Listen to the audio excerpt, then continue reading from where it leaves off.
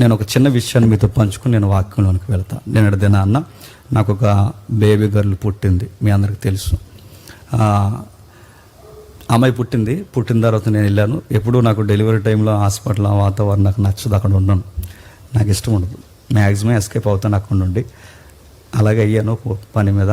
కానీ తర్వాత పుట్టారు, రమ్మన్నారు, వెళ్ళాను. వెళ్ళేసరికి అందరూ కంగ్రాచులేషన్ చెప్తున్నారు, అంతా బాగుంది చెప్తున్నారు. ఆ అమ్మాయిని చూసిన వెంటనే నాకు చాలా బ్యూటీగా అనిపించింది, ఈ అమ్మాయి చాలా అందంగా ఉంది అనిపించింది, నచ్చింది. కానీ కొంతమంది మొఖాలు మాడిపోయాయి.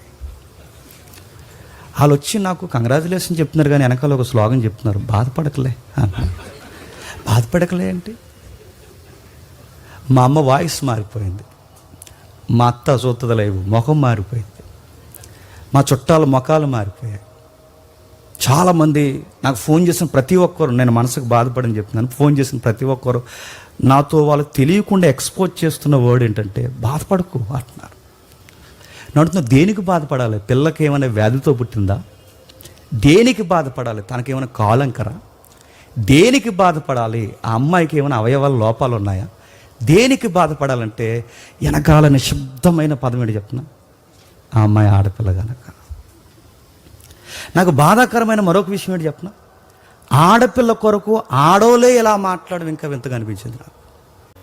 ఇంగ్లీష్లో హౌ మచ్ పోనీ జెండర్ ఫీలింగ్ ఉండి మగాళ్ళు లేదా అన్నారు అనుకుంటే, ఆడవారు పుట్టకూడదని కోరుకుంటే, నేను అడుగుతాను, సమాజం ఈ అప్డేట్ యుగంలో ఎంత వెనక్కుందో ఒకసారి మీరు చూడండి. మనం ఒకటే ఫిక్స్ అయిపోండి, మెంటల్గా చెప్తున్నాను. మనం బయటోళ్ళు అనుకోండి లెగసీని కోరుకుందాం, మన బయటోళ్ళు అనుకోండి వారసత్వాన్ని కోరుకుందాం.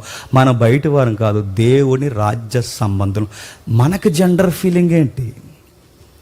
స్త్రీ పురుషుడు అని ఈ ఫీలింగ్ మనకు ఎందుకు వస్తున్నాయి? ఇలాంటి ఫీలింగ్స్ అన్నీ మనసులో పెట్టుకుని నేను అడుగుతున్నాను, ఏమీ తెలియనట్టు ఏమని చెప్తున్నారు చెప్పండి? హ్యాపీ మదర్స్ డే అంటున్నారు. నడుతాను హ్యాపీ మదర్స్ డే అంటే నడుతున్నాను, నువ్వు మగాడిగా పుట్టేసిన మగాళ్ళని అందరూ నడుతున్నావు. ఒకవేళ నువ్వు ఆడదానం అయితే ఇంత హ్యాపీగా నువ్వు శుభాకాంక్షలు చెప్పగలవా?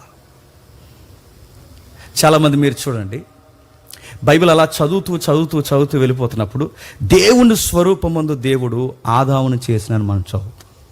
ఎవరి స్వరూపమందు? దేవుని స్వరూపమందు ఆదామును చేసినని చదువుతాం. కానీ ఇంతకో ఎక్కడో నేర లుక్ ఏంటి చెప్పిన, దేవుని స్వరూపమందు ఆదామునే కాదు చెప్పండి, అవ్వమును కూడా చేశాడు. దేవుని స్వరూపమందు మనం చేయబడ్డాం, ఆదాము చేయబడ్డాడని అక్కడి వరకు బాగా ఒప్పుకుంటాం. కానీ అదే దేవుని స్వరూపం ఆడవారిని కూడా చేశాడు అన్నప్పుడు, ఒకవేళ నీకు ఏమన్నా మళ్ళీ సౌలభ్యం ఇచ్చి నేను ఆడవాళ్ళుగా మార్చేస్తే ఏం చేస్తావంటే ఎంతమంది ఎగ్రీ అవుతారు చెప్పండి? కష్టం. అందుకే నాకు అర్థమైంది, ఈ ఆడవాళ్ళు కూర్చిన ఈ ప్రస్తావన, ఈ స్త్రీలను కూర్చిన ప్రస్తావన సమాజంలో ఈ ర్యాకెట్ యుగంలో కూడా వాళ్ళ మీద చిన్న చూపు ఉంది. నిన్న ఒక మెడికల్ షాప్ ఓపెనింగ్కి వెళ్ళాను. అక్కడికి యంగ్ హోలీ జాన్ వెస్లీ గారు వాళ్ళ వైఫ్ బ్లెస్సీ గారు వచ్చారు.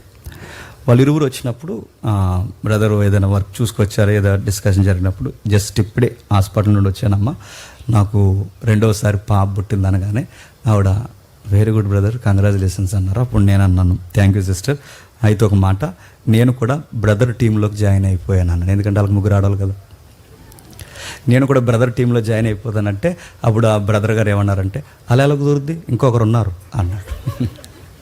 కానీ నవ్వుతూ వెనకాల ఒక మాట అన్నారు, బ్రదర్ ఒక విషయం చెప్తున్నాడు, నెక్స్ట్ జనరేషన్ ఏదన్నా ఉంది అంటే అది స్త్రీలదే అని. స్త్రీలు పుట్టారని అలాగే పొగేయట్లేదు, కానీ మొత్తం మీద చెప్తున్నాను జరిగిన సందర్భాలు. ఏది ఏమైనా నాకు ఏ బిడ్డ పుట్టినా నాకు ఆనందమే. మళ్ళీ చెప్తున్నాను, ఏ బిడ్డ పుట్టినా తాతే అందరిలో ఫీలింగ్ ఏంటంటే ఆ జేమ్స్ అనేవాడు ఇంకొకడు ఉంటే బాగుంటుంది అని. అది గాడ్స్ గ్రే, అది ఎప్పుడు జరుగుతుందో తెలియదు, ఎలా జరుగుతుందో తెలియదు.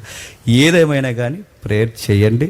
జరిగిన విషయాన్ని కోసం, నా బిడ్డ కోసం మాత్రం మీరు ఎప్పుడు మళ్ళీ చెప్తున్నాను, నా ముందు అయ్యో అని అనకండి. నాకు ఆ పాప నాలుగు చూసినప్పుడు అండి, వీళ్ళందరూ నాకు జాలి చూపిస్తున్నారు కదా, ఆ అమ్మాయి ఉయ్యాల్లో ఉంది కాబట్టి సరిపోయిందండి. ఆ అమ్మాయికి పెద్ద పిల్ల అయిపోయింది అనుకోండి, ఈ మాటలన్నీ ఆ పిల్లకి వినబడితే ఏమనిపిస్తుందండి? ఇప్పుడు ఆ పాప ఉయ్యాల్లో ఉంది, నన్ను ఇంతమంది సొసైటీలో ఇష్టపడలేదా నేను పుట్టినందుకు అనుకుంటే, ఆ చిన్న హృదయం ఏమనుకుంటే చెప్పండి.